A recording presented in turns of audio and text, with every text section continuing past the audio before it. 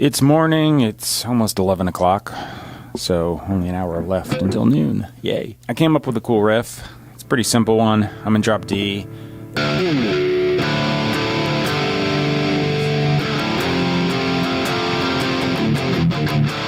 So I'll kind of just keep repeating that. That'll be the chorus. A verse is going to be... Ah, crap, I forgot what I was playing.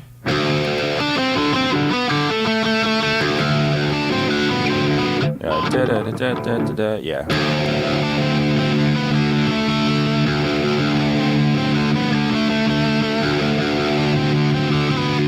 Something like that. And then pre-chorus part, I'll just be like... Yeah, just this 2 chords. And then into the chorus. Okay. Simple song. I just came up with it.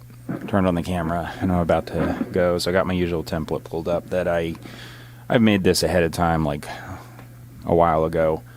I modify it a little bit per song, but it's pretty much the same thing. A bunch of guitar tracks, a bass track, and a drum track, just kind of set to where I would want them for my original songs. I plug in and play, and good to go. So I'm going to do it. This is going to be the left guitar, then I'll do a right guitar to just track stereo, and I'll figure out if I want to do overdubs after that. So here goes nothing.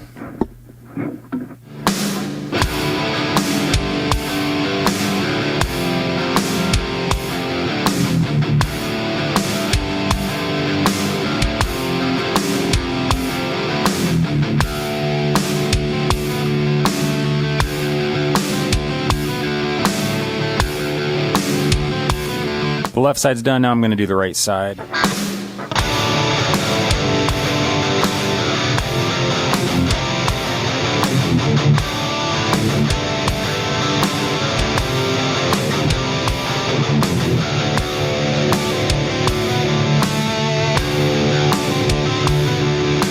I switched guitars. I'm going to do some overdubs just to make it sound a little bit fatter. Chorus is going to be...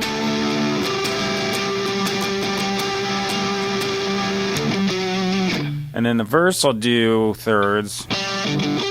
Kind of like that.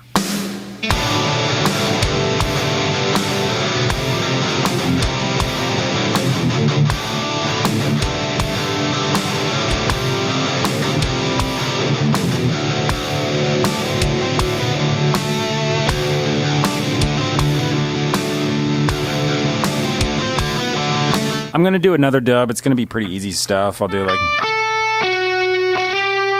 And then I'll switch to minor in some parts and major in others wherever I do it. Because this is mostly D minor, but like I kind of threw an F sharp in the pre-chorus and the chorus part a little bit, just to kind of like make it sound a little weird, which I think it works, so...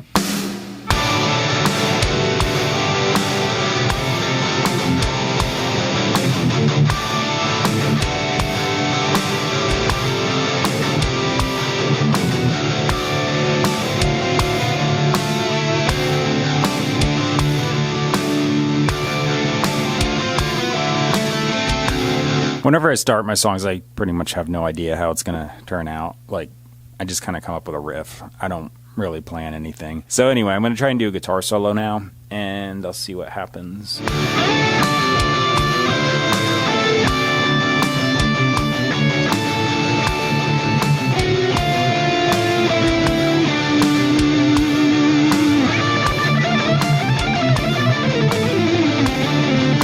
I muted the solo because I just don't like to hear it when I'm playing the bass part. It just kind of like overpowers everything, and I don't hear the click as much, so that's why it's blocked out. I think I'm going to do pretty easy bass line. I'm going to do a bunch of chromatics, though, just because this is all over the place, and want to make it more so. So here goes nothing.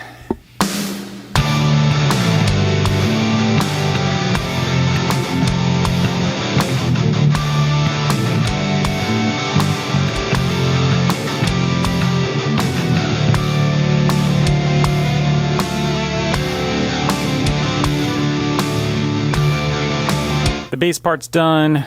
I'm going to move on to the drums. So I'm going to move the camera over, set down at that thing, and start tracking. That's an electronic drum kit. It's kind of homemade, but it works. I just have mesh heads on acoustic shells with Pintec triggers, literally just glued to the shells. I'm running it into a Yamaha DTX 502. Not the greatest module in the world as far as sounds go, but it tracks accurately, which that's the key. Runs a MIDI cable into my interface. The interface triggers Superior Drummer 3, and that's where the sounds are coming from. So the drum loop's gone. Now I'm going to actually play something, and it should be a little bit better. So.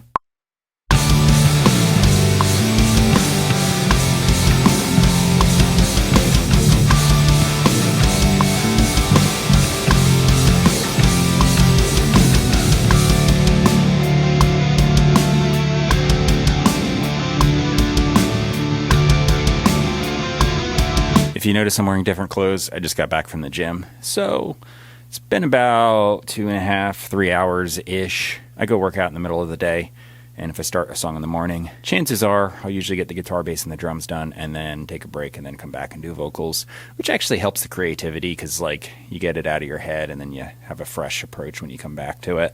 So anyway, I also get a chance to type up some lyrics and run it through some like what I call scratch tracks. I improvise a melody and some words and stuff like that and see if anything kind of sticks. And I got some crappy stuff here that I muted, but I'm going to just save for reference in case I kind of get through and forget what I was doing. But I think I should be good, so I'm going to just try and sing straight through this thing. And Summertime in the sky's lit up. That's the gone shine. It's failure gone. Now I know it's not enough. I don't need some pick me up. Turn your eyes all back up. Settle down, but I'll erupt.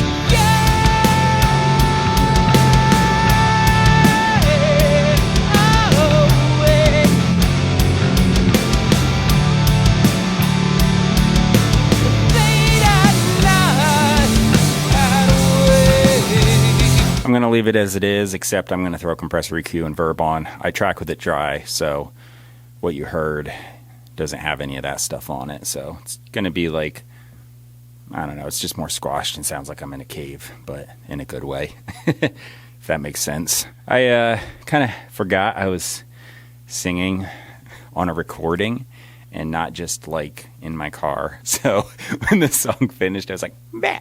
I just made a stupid noise, and I was like, "You're recording, you idiot." So I might leave it on just for the heck of it, though. It's going to be like someone listening and be like, "What the heck was that?" But hey, whatever. Not much else to say, so yeah, I'm going to delete the extra vocal tracks, just leave this one on there. It's pretty much pre-mixed because it's a template, so I just kind of like set things, you know, just kind of like micro-adjust stuff per song, but then I'm going to master it, bounce it down, line it up with the video, and boom, there you go. That'll come up right after I'm done talking, so you can see the entire song and see all the parts working together, I guess. So yeah, cool. In the description box, you're going to find two things. One of those things is a Linktree link. Click that, follow it out to where you can purchase and stream my music. Pretty much anywhere that music is available online, it'll be on there. The other thing that's in my description box is my lyrics, and I actually also started putting another link. So this is Christian rock. I have a pastor that I really like, and the main reason I like this pastor is because I think they're probably one of the only people left that are actually preaching the real gospel and not a bunch of crap. And I mean crap because almost every other thing I hear is crap. Like, there's no better way to say it. I'm just going to be blunt and to the point. The difference being, this is the actual message versus what people subjectively want the message to be, as it matches what they think Christianity should be versus what's actually in the Bible. And the thing is, a lot of people say, oh, this and this and this from the Bible, but they don't actually understand the Bible. If they've even read the Bible, that's like a far cry in itself. And then once they do, they don't understand a single thing in it. It's a really sad thing because you get a whole bunch of people that say they're Christians, but they don't have any faith and they don't understand a single thing that was done for them. And they just try and make it into a legalistic pursuit where they think that adding a bunch of morals, rules, and regulations, not to mention ceremonies, rites, and rituals, as if that's what the true meaning is, and that is not the case. In fact, it is actually said in the Bible, God is not a fan of any of those things. What he's actually looking for is faith, specifically faith that what God has done is what redeems us, not what we can do. We have a sinning nature. All of us do. So throughout the Bible, the original lie that was told that caused humankind to fall was that through knowledge of good and evil, we could be like God. So just by knowing the difference, we could be like God. That is incorrect. The purpose of the law of Moses was to show that even knowing all of these rules and regulations, we couldn't adhere to it. When Jesus came, he even raised the bar and said that if you even think the thought, you're already guilty as a murderer. So it's impossible for us to do. There's an inherent flaw in our nature. So tagging on a bunch of rules and regulations, that's not going to fix us. The point of God giving Moses the law was not to help us, per se, into attaining perfection through it, but what it was for was to convict us.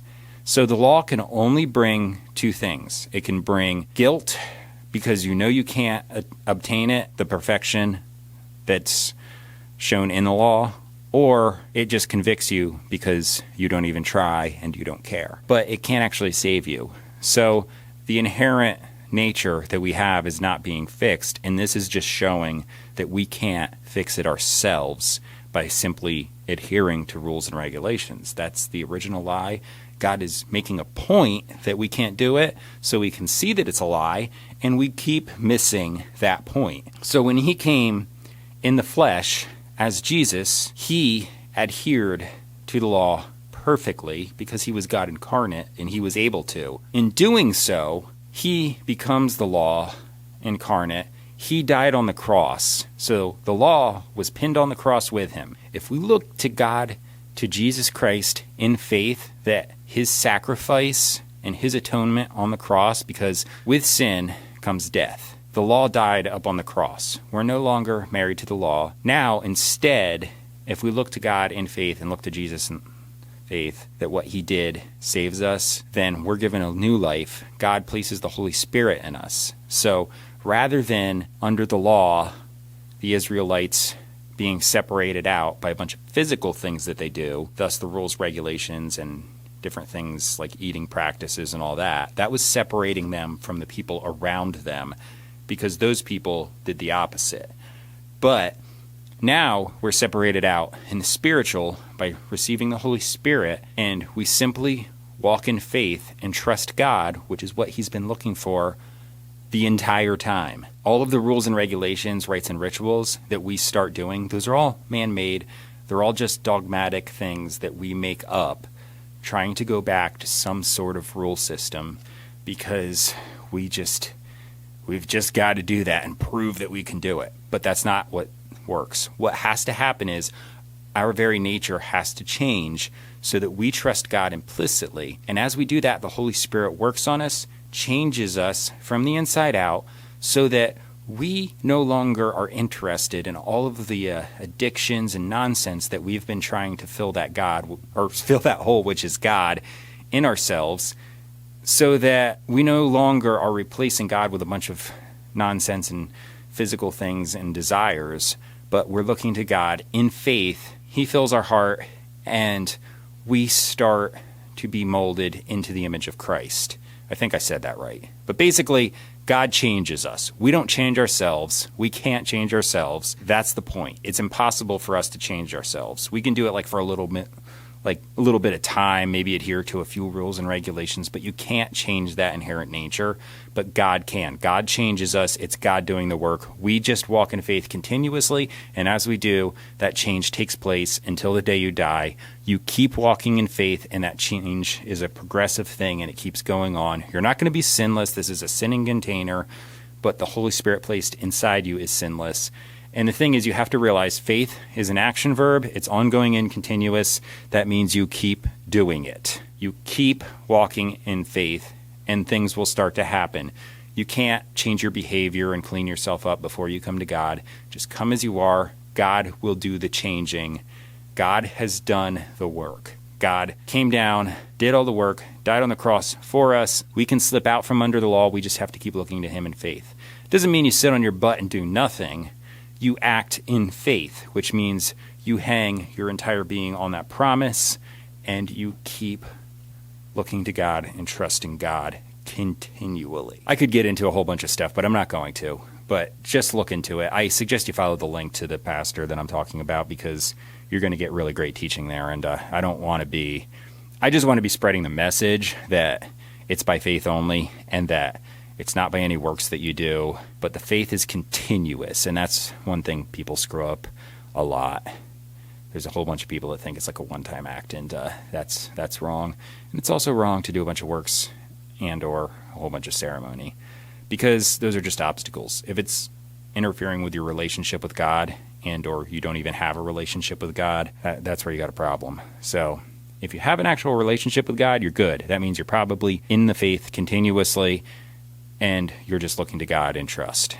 If you don't have a relationship, you might want to reevaluate, actually talk to God and try and figure out what's going on. So that's it. I'll see you in the next video. Subscribe, like, comment, share, and yeah, I'm going to eat some stuff. It's good to eat a lot after a workout, and you have no idea how much I eat.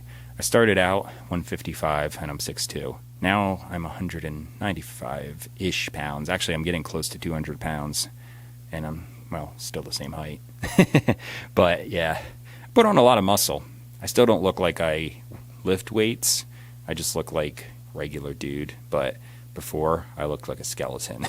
So yeah, I was a long distance runner, so it's like expected, but I no longer run long distances. I just do like 5Ks every couple days. I do a lot of weightlifting now. Probably in like 5 or 10 years I might actually look like I lift weights, but right now I'm just glad I don't look like I'm starving. So anyway, I'll see you later.